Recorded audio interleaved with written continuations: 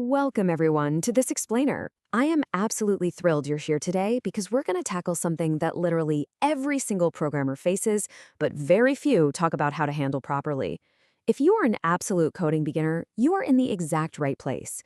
Today, we're putting on our hard hats and getting incredibly hands-on with Python code. We're going to demystify those scary coding errors, figure out exactly why our code breaks, and learn how to make our scripts virtually indestructible. So grab your virtual tool belt and let's get building. So, have you ever stared at a wall of angry red text right after running your code? Let's be totally honest here, we all have. It can feel so intimidating when you hit run expecting absolute magic, and instead, boom, your console explodes with errors and abruptly crashes your whole program. But I really want to normalize this failure right here, right now. That red text, it isn't Python yelling at you. It's simply Python trying to communicate. It's basically telling you, hey, I tried my best, but I ran into a roadblock. Our job today is to learn exactly how to translate that message and handle it like an absolute pro. To get us there, we are going to follow this debugging survival roadmap. We'll start with when good code goes bad, move on to reading the Python traceback, equip our try and except shield, add tools like else and finally, validate user input, and finish off with some Python exception best practices. All right, section 1, when good code goes bad. Let's dive in and explore what actually goes wrong when our scripts flat out refuse to cooperate. You see, there's a really clear distinction between the two main types of errors you're going to encounter. First up, we have syntax errors. These happen when you break the fundamental grammar rules of Python. Think of it like a standard typo. Maybe you just forgot a colon or your indentation is a little off. Python catches these immediately and absolutely refuses to even run the program until you fix them. But then we have exceptions, and these are a lot sneakier. Exceptions occur when your code is syntactically perfect, the grammar is totally correct, but it fails during execution. We call this a runtime error. It happens when your code hits an impossible situation, like trying to divide a number by 0 or attempting to open a file that literally doesn't exist on your computer. Your program was humming along just fine, but then an exception disrupted the whole flow. Section 2, reading the Python traceback.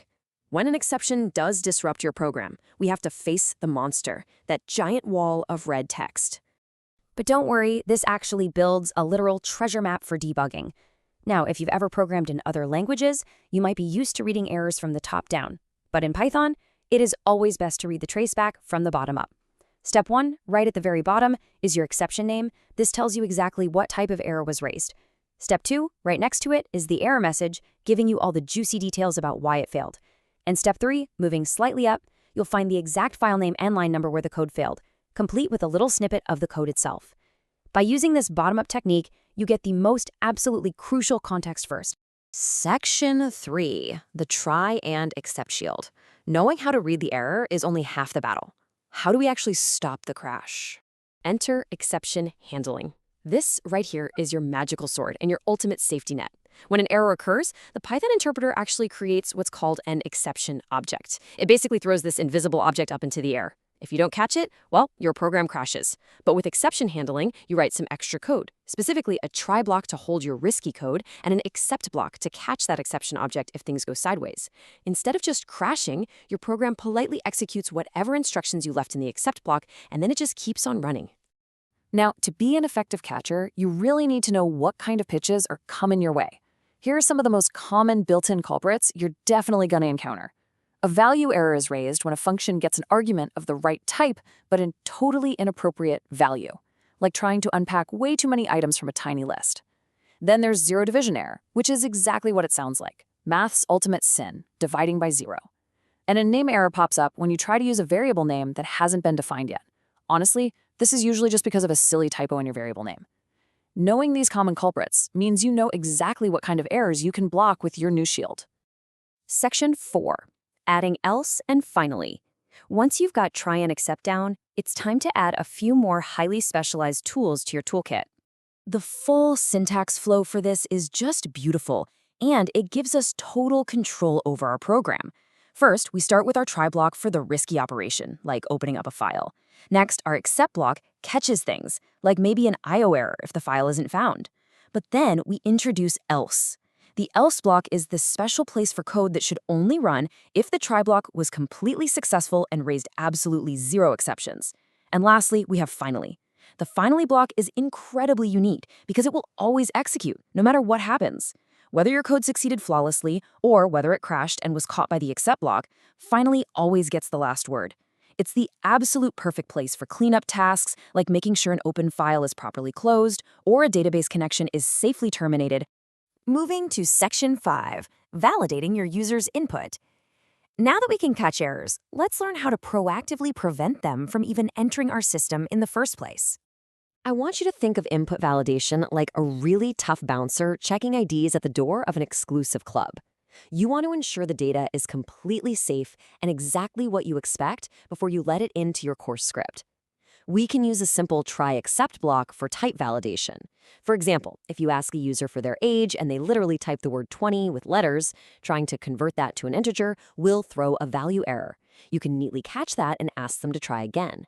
We use standard if statements for range validation, like making sure that age is actually a realistic number between 0 and 120.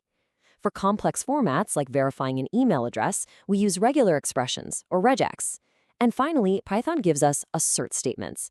An assert statement is a fantastic sanity check. It tests an expression, and if the result is false, it actively raises an exception right there, completely stopping bad data in its tracks. Section 6, Python Exception Best Practices.